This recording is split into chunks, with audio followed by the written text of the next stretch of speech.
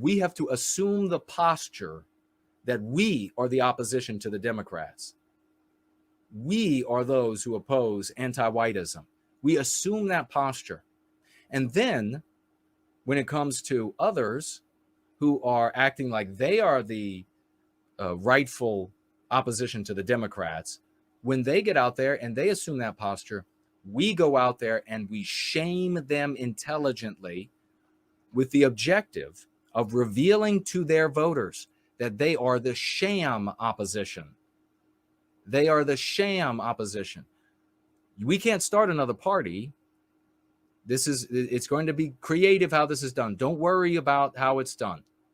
Don't worry about how it's done. You go back to doing things in the world. When it comes to things you're good at, you go do those things. Don't worry about how this will be done. We need to shame these people to convince their voters, Republican voters, that these guys and ladies are sham. They're counterfeit. They're not actually standing up to the Democrats. And a record is not good enough. A record of failing against the Democrats is not good enough because people have memories like gerbils or worse.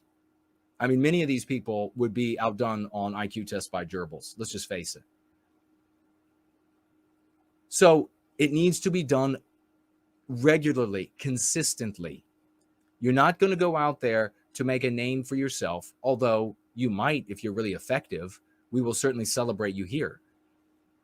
But you need to get in front of these people and in front of their audiences. And so videos can be made and those videos can be circulated on social media of you putting the politician on the spot and demonstrating to his or her voters, the Republican voters and independent voters and constitutionalist voters, that this person doesn't care about white people.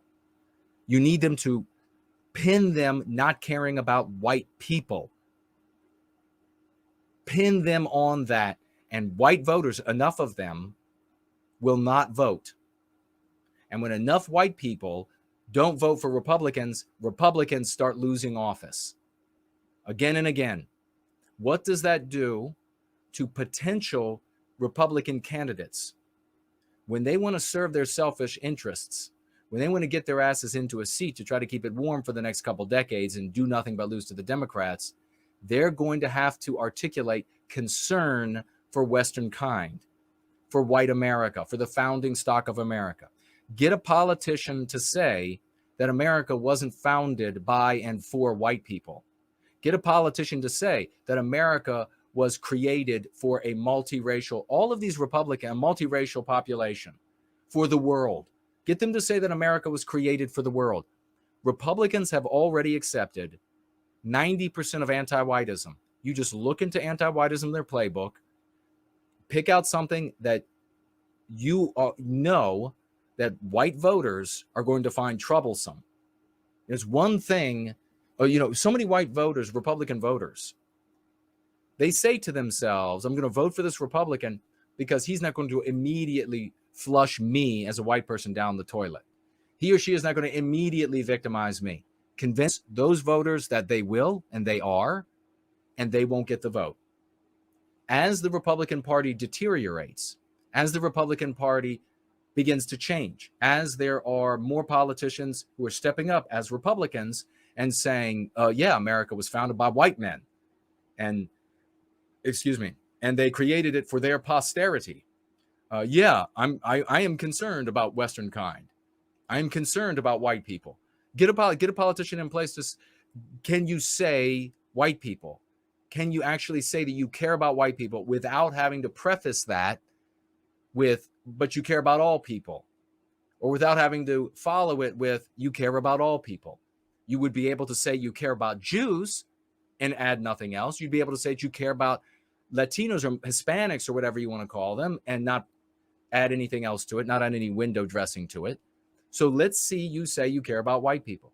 The more politicians that stand up, that because they want to win election and because we are going to take 10% of their vote away by convincing that electorate, or 5%, it might be that close for them, 5% of the electorate away from them because you've convinced them this guy or woman doesn't care about white people.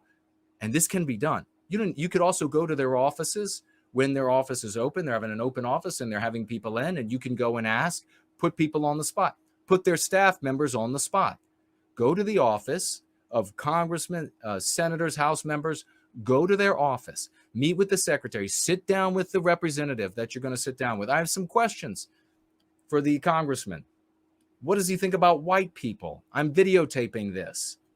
What does he feel about white people? Does he care about white people? Will he say, and then watch as that person is unable to say he cares about white people. Watch as that person says he cares about all people. Then you take that video, you could bring it to me. You could put it out there yourself. You could say, look, they don't care about white people. That's why they're not going to do anything. That's why as this term comes, you're going to see them intentionally lose to more of anti-whiteism because they don't give a shit about Western kind. They don't give a shit about the founding stock. That's how you turn off enough of their vote. Doesn't have to be a lot. 5%, 10% of their voters, and they don't get elected again. As that deteriorates, as more Republicans stand up to say, yeah, I care about people running under the Republican banner, maybe somebody like me, the Republican Party will wage war on itself. That is how you have an opportunity to take over the opposition to the Democrats.